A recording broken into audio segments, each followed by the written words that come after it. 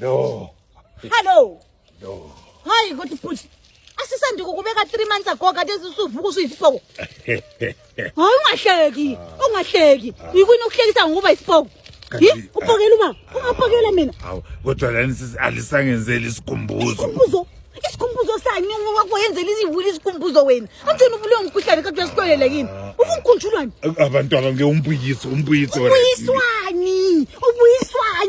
Uzifele 3 months kathesi.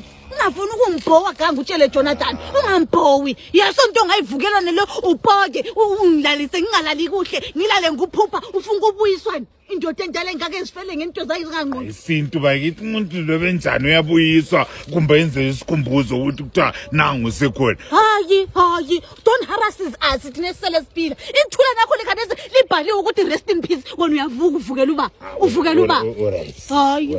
Alingeke yini kumbe limfakele ama-flowers even ama-artificial wonke umuntu emvutsha ngalo lama-flowers mina ngilama. So why compare yourself with other dead one? Why compare yourself? When uzicompare nalezinye izipoko yikho khona kuvele kwakusihlupho saphila ungabe isipoko esingela ngqondo.